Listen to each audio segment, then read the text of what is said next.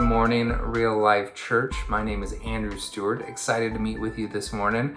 My wife and I, we actually lead the marriage group here at the church. We call it Date Night. DATE is an acronym for Defense Against the Enemy. And if you're looking for a group to join this next spring, please check us out on Wednesday nights.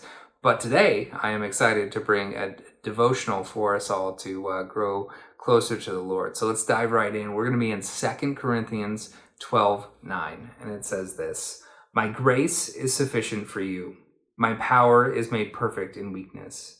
Therefore, I will boast all the more gladly about my weaknesses, so that Christ's power may rest on me."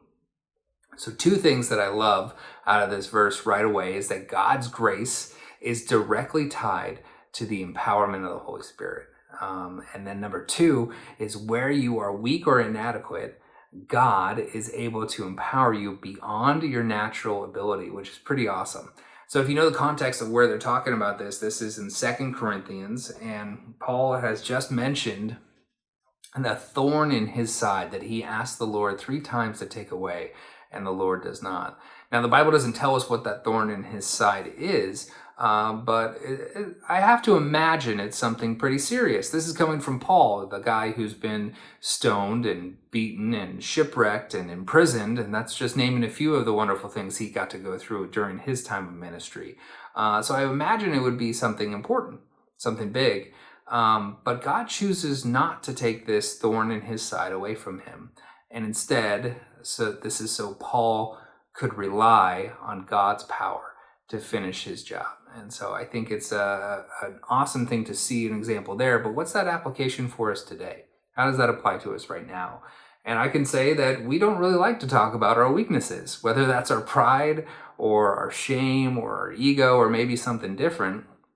You know, I laugh. We go into these interviews, and one of the questions is, what's your greatest weakness? And I feel like we're trying to put lipstick on a pig because it's hard to make our weaknesses look impressive, but God. And so I'm going to talk to you briefly about one of my weaknesses that I have to surrender to the Lord, and that's in the area of generosity. It does not come naturally for me to be generous. It's not easy for me whatsoever. You know, I grew up in a family that was generous, but my kid perspective of what I saw was my parents giving out of their abundance, not necessarily their lack. And so fast forward as an adult in marriage, for the first half of my marriage, I barely gave tithe at all, if at all. And I was nowhere near the 10% that the Bible talks about. I was probably closer to maybe 1 or 2% of what I made, if I was lucky. And above and beyond giving, that was non-existent. So my lack of generosity was a huge weakness that I truly had to surrender to the Lord. And it was not an easy process for me.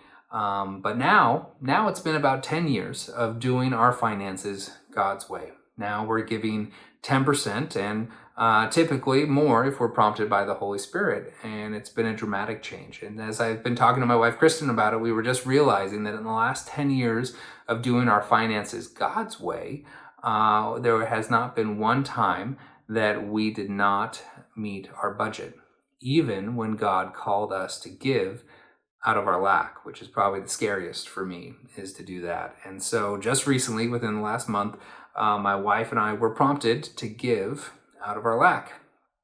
And I know God was calling us to do it, but gosh darn it, I didn't want to. It was not an easy process for me whatsoever.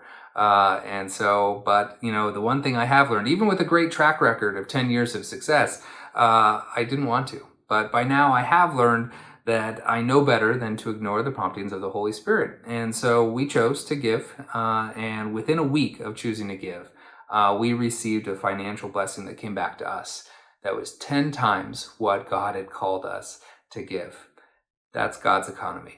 And I tell you right now, that doesn't always happen that way, but it did in this circumstance. And it's just a continuous reminder to me that the more that I surrender these areas of weakness to the Lord, he's going to multiply it and he's going to make it even better.